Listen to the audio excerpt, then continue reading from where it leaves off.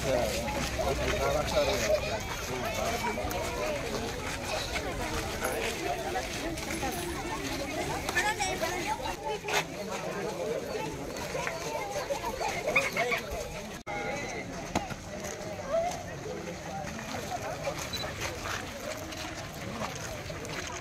యొక్క కార్యక్రమం ప్రధానమైన ఉద్దేశం స్వచ్ఛదనం పచ్చదనం. ఆ మీనింగ్లోనే అర్థం ఉన్నది. ఈ కార్యక్రమం మనం ఇప్పుడు ఎందుకు చేయాలనేది ఒకసారి ఆలోచించినట్లయితే, ఈ సీజనల్ ఈ 4 నెలల్లో మనం ఎంత పరిసరాలను పరిశుభ్రంగా ఉంచుకుంటే అంత మనం ఆరోగ్యవంతంగా ఉంటాం. ఎందుకంటే 12 నెలల్లో ఈ 4 నెలలు మన ఆరోగ్యాన్ని కాపాడినట్లయితే మిగతా రోజులన్నీ కూడా మనం హెల్తీగా ఉండేటువంటి ఆస్కారం ఉంటుంది. ఎందుకు అనారోగ్యం బారిపడుతున్నాం మనం అందరికీ తెలవాలి. చిన్న చిన్న నెగ్లిజెన్స్ వల్ల, చిన్న చిన్న లోపాల వల్ల మనం రోగాల బారిన పడుతున్నాం. అదే ఎండాకాలం ఎందుకు రోగాలు వస్తలేవు? కారణం ఏంటిది మనం ఒకసారి ఆలోచన చేయాలి. ఎందుకంటే ఎండాకాలంలో నీటి నిల్వలు ఎక్కడ పడితే అక్కడ ఉండదు. మరి అదే వర్షాకాలం వచ్చినట్లయితే నీటి నిల్వ ఎక్కడ పడితే అక్కడ ఆగి, మరి దోమలు కావచ్చు, అదేవిధంగా క్రిమికీటకాలు కావచ్చు, అన్ని రకాలుగా తయారయ్యి మనకు అన్ని రకాలుగా రోగాలు వస్తాయి. ముందుగా మన చుట్టూ పరిసర ప్రాంతాన్ని ఆలోచించినట్లయితే దాంట్లో లోపాలు ఏంటిది? అరే మనం పొద్దున్న లేచి మనం అంతా ఊడుస్తున్నాం కదా, వాకిలు అంతా మంచిగా ఉంటుంది కదా, అయినా రోగాలు ఎందుకు వస్తాయనేది మనం ఒకసారి ఆలోచన చేయాలి. సరే, వాకిలు ఊడ్చుకున్నంత మాత్రాన రోగాలు రావని కాదు, కానీ మీ వాకిలికి సరౌండింగ్ ఏదైతే కంపౌండ్ వాల్ కావచ్చు, మిగతా మీరు బోలుతో మే ప్లేస్ కావచ్చు, ఏవైతే పూల కుండీలు కావచ్చు, అదేవిధంగా పాడైన టైర్లు కావచ్చు, పాడైన బకెట్లు కావచ్చు, అవి ఎందుకు మీ సరౌండింగ్లో ఉండే ఒకసారి ఆలోచన చేయాలి. ఒక టైర్ వాడుకున్న తర్వాత సెకండ్ సారి అది మనకు పనికి వస్తుందా? పనికిరాదు కదా. అయినా మనం ఏం చేస్తున్నామంటే ఇన్ని రోజులు మనం ఆ టైర్ని వాడుకున్నాం కదా, సజ్జ మీద ఉండని అని సజ్జ మీద తీసుకుపోయి టైర్ని పాడేస్తాం. అదేవిధంగా పాడైన బకెట్ పలిగిపోతుంది, సగం పలుగుతుంది, సగం మంచిగా ఉంటుంది, కానీ దాంట్లో వాటర్ ఆగుతుంది. దాన్ని కూడా ఏం చేస్తాం? బయట తీసుకెళ్ళి పాడేయకుండా మనం అదే ఇంటికాడ మూల లోపల, అదే కంపౌండ్ వాల్ లోపల పెట్టేస్తాం. దాంట్లో వాటర్ స్టోరేజ్ ఆగుతుంది. ఈ రకంగా అదేవిధంగా పనికిరాని బట్టలు, వాడుకున్న బట్టల్ని సరే ఉండని ఇంటికాడ అనుకుని లోపలనే పెట్టేస్తాం, కానీ వాటిని పాడేయం, ఇంకేం చేయం. అవి మనం యూజ్ చేస్తామా? యూజ్ చేయం, కానీ బట్టలు అట్లనే ఉంటాయి. దీనివల్ల ఏమవుతుంది? దోమలు కావచ్చు, మిగతా క్రిమికీటకాలు కావచ్చు, ఇవన్నీ కూడా తయారయ్యి మరి ఆ వాటర్ స్టోరేజ్ వల్ల అదంతా కూడా అక్కడ ఇది తయారైన తర్వాత దోమలు కావచ్చు, మిగతా చీమలు ఇవన్నీ తయారైన తర్వాత అవన్నీ కూడా మనం కుట్టడం కావచ్చు, అదేవిధంగా చీమలన్నీ కూడా ఈగలన్నీ కూడా మన అన్నం మీద వచ్చి కూర్చోవడం కావచ్చు. దీని ద్వారా డైలేరియా, మలేరియా, డెంగ్యూ లాంటి వ్యాధులకి వచ్చే ఆస్కారం ఉంటుంది. కాబట్టి మన చుట్టూ మనం ఎంత వాకిలు ఊడ్చినా, ఎంత ఏం చేసేసినా, మనం మన సరౌండింగ్లో ఎక్కడ కూడా నీళ్ళు నిల్వ ఉండకుండా, ముఖ్యంగా పాత బకెట్లు, టైర్లు ఇవన్నీ కూడా తీసి బయటికి పారేయండి. ఎందుకంటే మనం అనుకుంటాం మంచిదే కదా, దానివల్లనే మనకు రోగాలు వస్తాయని మనం అందరం కూడా అర్థం చేసుకోవాలి. ఇది చిన్న చిన్న లోపాలతోటి మనం అందరం కూడా బాధపడతాం. ఏమని అంటే, అరే మా దగ్గర బ్లీచింగ్ పౌడర్ వేస్తలేరు కదా, లేకపోతే మా దగ్గరికి వస్తలేదు కదా, అక్కడ పోతే లేక దొరకరారు కదా అంటే, మనది మనం ఆరోగ్యవంతంగా ఉండడానికి ఫస్ట్ ప్రియారిటీ ఏ రకంగా ఉండాలో అది మనం నేర్చుకోవాలి. మనం బయటికి వెళ్ళినప్పుడు కావచ్చు, మళ్ళీ ఇంటికి వచ్చినప్పుడు కావచ్చు, మనం కొంత జాగ్రత్తగా కాళ్ళు చేతులు కడుక్కొని మనము భోజనం చేయాలి. అదేవిధంగా మన పిల్లల్ని కూడా కొంత జాగ్రత్తగా తినేటప్పుడు పక్క నుండి అన్నం తినేయాల్సిన పరిస్థితి ఉంటుంది. పిల్లలు తినేటప్పుడు ఈగలు కొట్టరు, తింటూనే ఉంటారు, ఈగలు కూర్చున్నా ఇంకేం చేసినా మనం చూస్తూనే ఉంటున్నాం.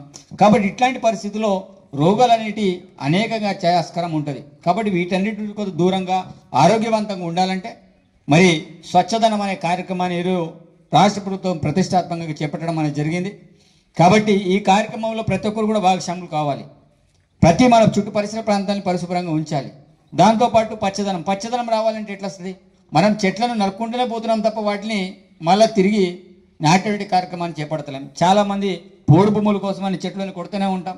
అదేవిధంగా ఇంటి పక్కన చేను మధ్యలో ఉన్న కూడా దాన్ని కూడా నరికేస్తాం. అరే పిట్టలు అయితే ఇదైతే దాన్ని నరికేస్తాం. అంటే చెట్లను ప్రతి దాన్ని కొట్టడం వల్ల ఈరోజు వాతావరణంలో పొల్యూషన్ అనేది పెరిగిపోతుంది, ఓజోన్ పొర దెబ్బతింటుంది. దీనివల్ల మనం కాలాలు కూడా అనుకున్న టైంలో కాలాలు వస్తలేవు. మనం అనుకున్న టైంలో 4 నెలలు వర్షాలు పడాలి, 4 నెలలు చలి ఉండాలి, 4 నెలలు ఎండాకాలం ఉండాలి. కానీ ఒక కాలానికి ఒక కాలం అంతా మెర్జ్ అవుతూ పోతుంది. అంటే అసలు కాలాలన్నిటి ఒక సక్రమంగా క్రమంలో జరిగినటువంటి పరిస్థితి మనం అందరం కూడా చూస్తున్నాం. ఎండాకాలంలో విపరీతమైన ఎండలు, వర్షాకాలంలో కుండపోత లాంటి వర్షపాతాలు, లేకపోతే వర్షాలు ఉండకపోవడం, లేకపోతే చలే లేకపోవడం, లేకపోతే విపరీతమైన చలి ఉండడం, ఇలా వాతావరణంలో మార్పులు చెందడానికి ప్రధానమైన కారణం ఈరోజు చెట్ల నరికివేతనే. కాబట్టి చెట్లను మనం ఎంత రక్షించుకుంటే అంత మంచిది. అదేవిధంగా ఆరోగ్య విషయంలో తినేటువంటి కూరగాయలు ఈరోజు కిచెన్ గార్డెన్ ఇక్కడ పెట్టడం అనేది జరిగింది. ఎందుకు ఏర్పాటు చేశారు? మీరు ఒక్కసారి ఒక 20 సంవత్సరాలు బ్యాక్ వెళ్ళి ఒకసారి ఆలోచన చేయండి. మన దగ్గర పాడి పశువులు ఉంటే ఉన్నటువంటి పేడనంతా కూడా మనం తీసుకెళ్లి చేనులో వేసేవాళ్ళం. ఈరోజు మా ఊరు ఇక్కడ నుంచి ఒక మినిమం ఒక 3 కిలోమీటర్స్ దూరంలో ఉంటుంది. మా తాత వాళ్ళ చేనులన్నీ కూడా ఇక్కడే, పొలాలు ఇక్కడనే పక్కకు ఉంటాయి. మేము అక్కడి నుంచి ఇక్కడి వరకు నేను కూడా స్వయంగా మా తాత వాళ్ళతో ఎడ్ల బండి దగ్గర కూర్చొని పేడంతా కూడా తీసుకొచ్చి చేనులో వేసేవాళ్ళం ప్రతిసారి కూడా. అంటే ఇప్పుడు ఏం చేస్తున్నాము? ఉన్నటువంటి పేడని బయటకు అమ్మేస్తున్నాం, అదే యూరియా డీపీని తీసుకొచ్చి మన దగ్గర చేనులలో వేస్తున్నాం. దీనివల్ల భూమి అంతా కూడా సారాన్ని కోల్పోయి మరి దాంట్లో కలుషితమయ్యి పండేటువంటి పంటలు కూడా సక్రమంగా పంటలేవు. వాస్తవం మీరు ఆలోచన చేయండి. ఆ రోజుల్లో చాలా రకాలైన పంటకాలని మనం పండించేవాళ్ళం, మన పెరట్లలో చాలా రకాల కూరగాయలను పండించేవాళ్ళం. కానీ ఈరోజు కనీసం పెరట్లలో కూడా మనం కనీసం వంకాయ కావచ్చు, బెండకాయ కావచ్చు ఏమైనా పెడదామంటే కూడా పండనటువంటి పరిస్థితి. కారణం ఏంటిది? మనం నేల యొక్క సారవంతాన్ని పూర్తి స్థాయిలో మనమే కలుషితం చేశాం. ఈ కలుషితం చేయడం వల్ల మనం తినే తిండిలో కూడా పూర్తి స్థాయిలో కలుషితమైన తిండి తింటున్నాం. ఈ రోజు పొలాలు పుడితే ఎక్కడ పడితే అక్కడ యూరియా డీపీని చల్లుతున్నాం, ఏమంటే పిచికారి ద్వారా పెస్టిసైడ్ని కొట్టేస్తున్నాం. దీనివల్ల తినేటువంటి కూడా శరీరాన్ని కూడా మొత్తం విషమైపోతుంది తప్ప మరి ఒక మంచి ఆరోగ్యవంతమైన ఆహారం కావచ్చు ఏదైతే ఉందో అది తినలేకపోతున్నాం. కాబట్టి పెస్టిసైడ్ని మనం ఎంత తగ్గించుకుంటే మనం అంత మంచిది. ఆవు పేడని మనము ఎంత చేనులలో వేస్తే అంత మంచిది. కాబట్టి ఆరోగ్యాలు కూడా ఈరోజు చెడిపోవడానికి ఏంటిది?